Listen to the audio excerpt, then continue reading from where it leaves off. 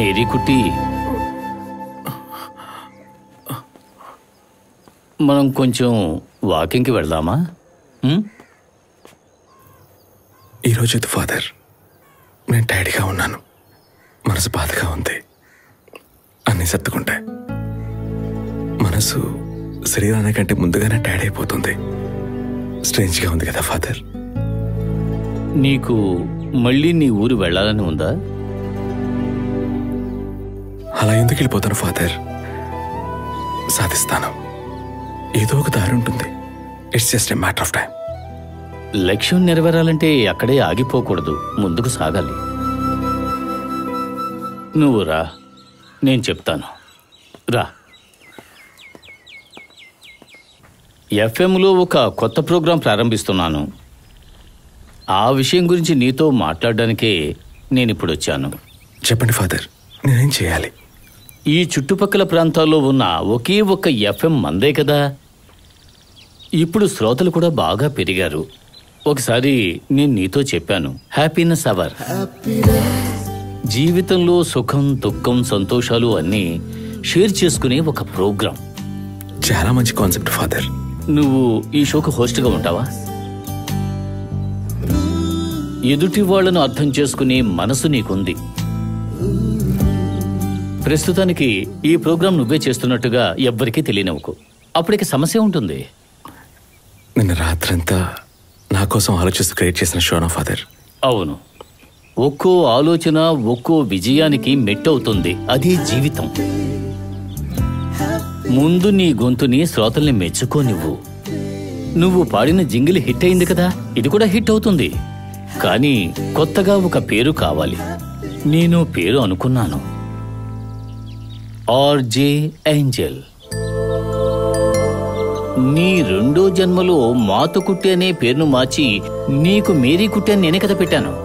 ఇది నీకు మూడో జన్మ. అయ్యో, అటువంటి డెసిషన్ తీసుకోవడానికి నేను ట్రై చేసి చూస్తాను. ఇది వర్కౌట్ అవుతుందో లేదో. నాకు నమ్మకం ఉంది, మంచి జరుగుతుంది. Let's see.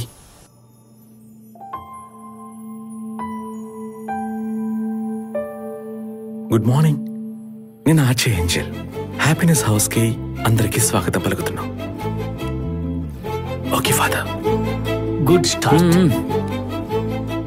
మేరీకుటి, ఒక కాల్ కనెక్ట్ చేస్తాను. ఓకే. హలో. ఇంగ్లీష్ తెలియకపోవటం నేరమా? ఎవరది? పేరు చెప్తేనే మీరు మాట్లాడతారా? అయ్యో, మీరు కోపంగా ఉన్నారనుకుంటా. సరే, మీ ప్రాబ్లం ఏంటో చెప్పండి. నాకు ఇంగ్లీష్ రాదని నా లవర్ వదిలేసి వెళ్ళింది. దాన్ని చంపేస్తాను, లేదంటే యాసిడ్ పోస్తాను. మీరు ఇప్పుడు చెప్పారు కదా, రెండు చేయరు. వారి మీద నా అభిమానం మీకు ఇప్పటికీ ఉంది. మీకు ఇంగ్లీష్ రాదని చెప్పి మిమ్మల్ని వదిలేసి వెళ్ళిపోయిన ఆ అమ్మాయి ఒట్టి మూర్ఖురాలు. భాష ప్రధానం కాదు, భావం ముఖ్యం. ఆ భావాన్ని కమ్యూనికేట్ చేయడానికి ఉపయోగించేదే మనం మాట్లాడే భాష. తనని మర్చిపోలేకపోతున్నాను. మరవద్దు, తనని మీరెప్పుడూ గుర్తు చేసుకుంటూ ఉండండి. కానీ తన పేరును తలుచుకుంటూ మీ ఫ్యూచర్ని స్పాయిల్ చేసుకోవద్దు. ఆ అమ్మాయిని వదిలేయండి. మీరు ఇంకా లైఫ్లో ఎన్నింటినో సాధించాలని అనుకుంటున్నారుగా. ఏమున్నాయి? ఉన్నాయి. అవన్నీ ఈరోజు ఆలోచించి రేపు నాకు ఫోన్ చేయండి. మొబైల్ నంబర్ ఇస్తారా? రేపు ఈ నెంబర్కి కాల్ చేయండి. మీ గొంతేంటి మొగ్గొంతులా ఉంది? ఆ అబ్బాయిని అమ్మాయిని ఏంజల్ అనే పిలుస్తారు కదా, అదే ఏంజల్. అయినా కూడా గొంతులో ఏముంది? మీరు చెప్పింది కరెక్టే. ఇప్పుడు నాకు ఎనర్జీ వచ్చినట్టుంది. రేపు ఫోన్ చేయమని చెప్పినందుక? రేపు కూడా మాట్లాడతా. Okay, anyway you take care. Bye. అద్భుతంగా చెప్పావు. తనకంటే సూపర్గా నేను చేస్తా. అది ఎక్కడ చెయ్యొద్దు, బస్టాండ్ లో నిలబడి చెయ్యి. మేరీ, తర్వాత కాల్ కనెక్ట్ చేస్తాను. హలో. నేను పెద్ద సమస్యలో ఉన్నాను అంకుల్. అయ్యో, ఏంటమ్మా నీ సమస్య? రేపు ఆర్ఫనైజ్ లో నా ఫ్రెండ్ బర్త్డే సెలబ్రేషన్ జరగబోతుంది. అందులో ఏముంది సమస్య? సంతోషించాల్సిన విషయమే కదా. జిబిను పేరెంట్స్ రేపు కార్ లో ఇక్కడికి వస్తారు. మేము ఆడుకోవడానికి మాకు ఐప్యాడ్ కొంచెం సేపు ఇస్తారు. అలాగే ఫుడ్ కూడా ఇస్తారు. అందులో సమస్య ఉందమ్మా.